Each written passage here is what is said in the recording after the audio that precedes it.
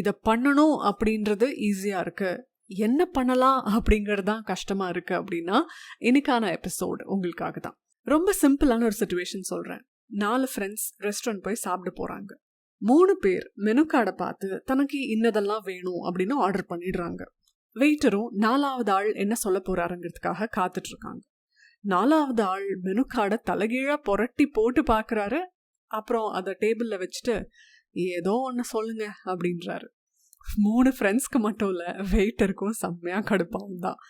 ஆனால் ஃபஸ்ட்லாம் எனக்கு இது ரொம்ப இரிட்டேட்டிங்காக தான் இருக்கும். என்ன ஒரு மெனு கார்டை பார்த்து என்ன சாப்பிடணும்னு கூட ஒருத்தரால் முடிவு பண்ண முடியாதா அப்படின்ற கேள்வி தான் நேச்சுரலாக வரும். பட் ஆக்சுவலாக அது பின்னாடி ஒரு சயின்ஸ் இருக்குது. அது ஏன் நடக்குது அப்படின்றதுக்கான காரணங்கள் இருக்குது. ஸோ ஜென்ரலாக நம்ம லைஃப்பில் இதை பண்ணு அப்படின்னு யாராவது சொல்லிட்டாங்கன்னா கூட ஈஸியாக பண்ணிடுவோம். என்ன அப்படின்ற வார்த்தையை கேட்டுட்டா, சூஸ் பண்ணு அப்படின்னு சொல்லிட்டா நமக்கு எங்கேருந்தா ஒரு பதட்டம் வரும், எங்கேருந்து தான் நமக்கு ஒரு குழப்பம் வரும்னு தெரியாது. ஏன்னா என்ன வேணும் அப்படிங்கிறத சூஸ் பண்ணுறது அப்படிங்கிறது ஒரு பெரிய ஹிமாலயன் டாஸ்க் மாதிரி நமக்கு தெரியுது. இதுவே இதெல்லாம் வேணாம், நீ இதை மட்டும் பண்ணு அப்படின்னா நமக்கு கொஞ்சம் ஈஸியாக இருக்குது. ஸோ இப்படி யாராவது ஒருத்தர் நமக்கு கிளாரிட்டி கொடுத்துட்டே இருக்கணும் அப்படிங்கிறது எக்ஸ்டர்னல் சிக்னல். அப்போது நம்மளோட என்டையர் லைஃபுமே இந்த எக்ஸ்டர்னல் வேலிடேஷனுக்காக தான் இருக்கும். இதுவே உள்ளூர நம்ம மனசு என்ன சொல்லுதோ, நம்ம மனசு எது வேணும்னு சொல்லுதோ அதை நோக்கி அது சரி அப்படின்னு தோணுச்சுன்னா அதை நம்ம பர்சியூ பண்ணுறது அப்படிங்கிறது அந்த இன்னர் சிக்னலை நம்புறது. ஸோ நீங்கள் உங்களை ரியலைஸ் பண்ணாமையே யாராவது சொல்லட்டும் அதையே ஃபாலோ பண்ணிக்கலாம், யாராவது ஒருத்தர் சூஸ் பண்ணி கொடுக்கட்டும் அதையே போட்டுக்கலாம் அப்படின்னு சொல்லி நமக்கு என்ன வேணும் அப்படின்னு சூஸ் பண்ணுறதுல ஒரு பெரிய குழப்பவாதியாக இருக்கீங்க. இதை பண்ணணும் அப்படின்றது ஈஸியாக இருக்குது, என்ன பண்ணலாம் அப்படிங்கிறது தான் கஷ்டமாக இருக்குது அப்படின்னா இன்னைக்கான எபிசோடு உங்களுக்காக தான். வணக்கம், நான் வினிதா. இது மனமே நலமா பாட்காஸ்ட். மனமே நலமா, மனமே நலமா.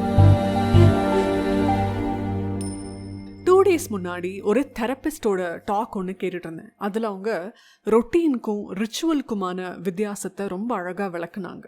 ரொட்டீன் அப்படின்னா என்னென்னா, ஒரு நாளில் குறிப்பிட்ட நேரத்தில் இதுதான் செய்யணும் அப்படின்ற ஒரு வரையறை அப்படிங்கிறது இருக்குது. அப்போது ஒவ்வொரு நாளும் அது தீர்மானிக்கப்பட்டதுனால அது ஒரு ரூல் மாதிரி அதை ஃபாலோ பண்ணிகிட்டே வருவோம். இப்போ எக்ஸாம்பிளுக்கு நம்ம கிளாஸ்லலாம் டைம் டேபிள் இருந்துச்சு.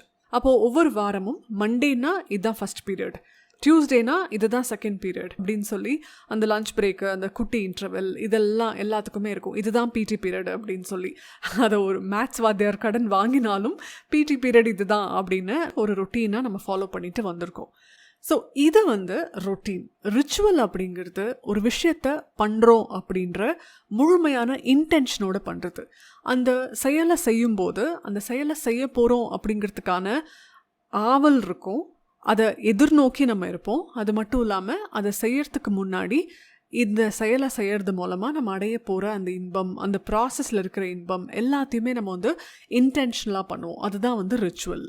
உதாரணத்துக்கு மாதத்தில் ஒரு நாள் நம்ம ஏதோ ஒரு ஸ்பாக்கு போய் நம்ம ஒரு தெரப்பி எடுத்துக்கிறோம் அப்படிங்கிறதோ, இல்லை மாதத்தில் ஒரு நாள் நமக்கு பிடிச்ச ஒரு இடத்துக்கு போகிறோம் அங்கே அன்வைண்ட் பண்ணுறோம் அப்படிங்கிறதோ, இல்லை மாதத்துக்கு ஒரு நாள் நமக்கு பிடிச்ச ஒரு நபரை பார்க்க போகிறோம் அப்படிங்கிறதோ ஒரு ரிச்சுவல்.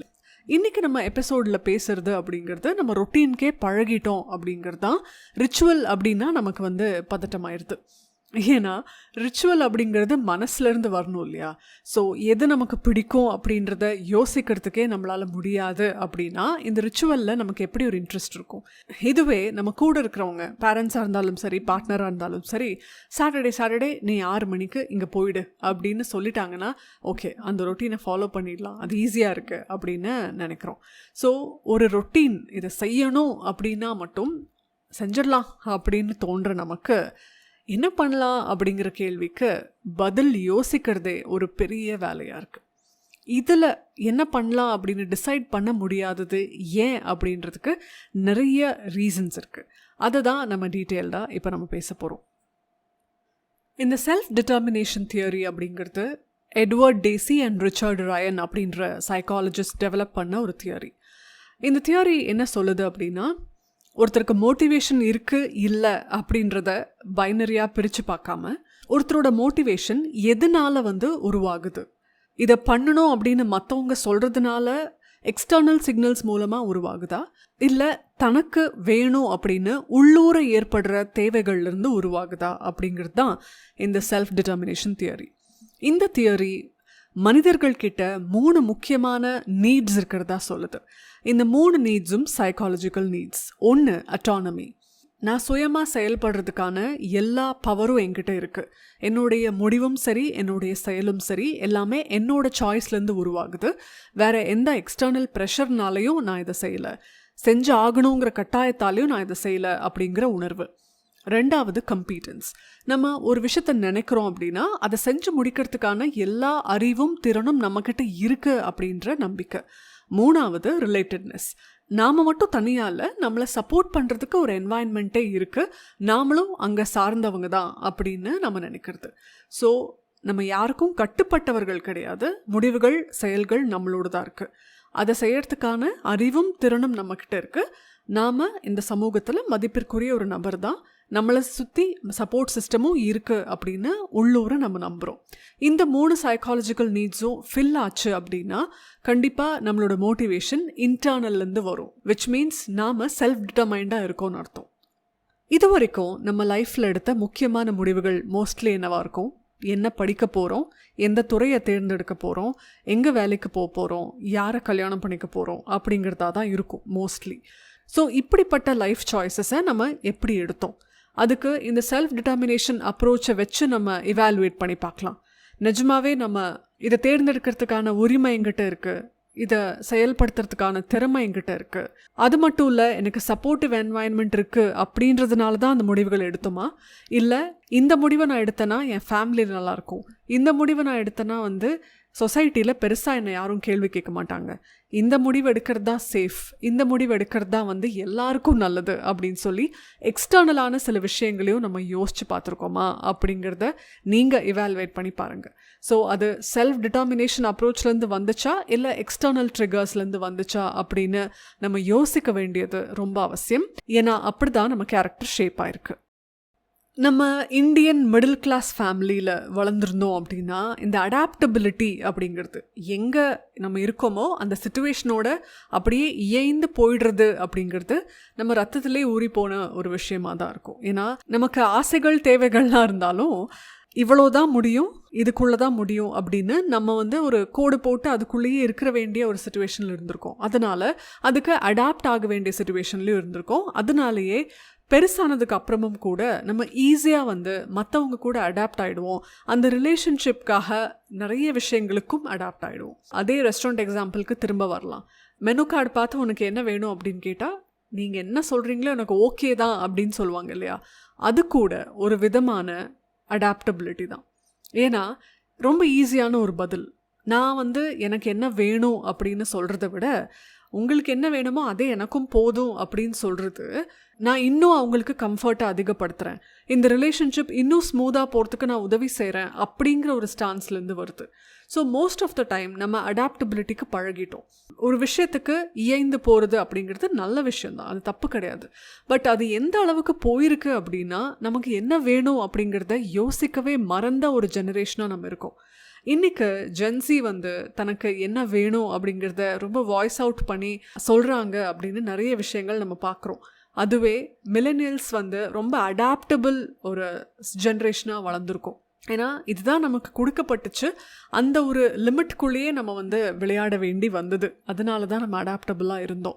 இப்போது எனக்கு பிடிக்கலை, எனக்கு இது ஒத்து வரல, எனக்கு வேண்டாம் அப்படின்னு வாய்ஸ் அவுட் பண்ணுற ஒரு ஜெனரேஷன் உருவாயிருக்கு அப்படிங்கிறது நிச்சயமாக பாராட்டுக்குரிய ஒரு விஷயந்தான். அண்ட் ரெண்டுமே சைக்காலஜிக்கலி வேலிடான விஷயங்கள் தான். செல்ஃப் டிட்டர்மினேஷன் அப்ரோச்சுக்கு நம்ம திரும்ப வரலாம். அதில் 2வது ஒரு சைக்காலஜிக்கல் நீடு ஒன்று நம்ம சொன்னோம். எந்த விஷயத்தை நம்ம தேர்ந்தெடுக்கிறோமோ அதை செயல்படுத்துறதுக்கான அறிவும் திறமையும் நமக்கு இருக்குது அப்படிங்கிறது அந்த சைக்காலஜிக்கல் நீடில் ஒன்றா இருக்குது.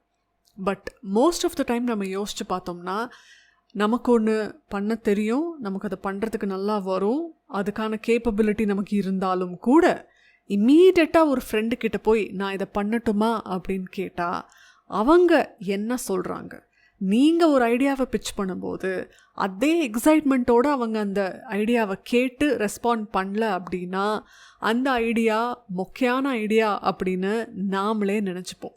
ஏன்னா அங்கே அந்த செகண்ட் பாயிண்ட் அப்படிங்கிறது காணாமல் போயிடுச்சு.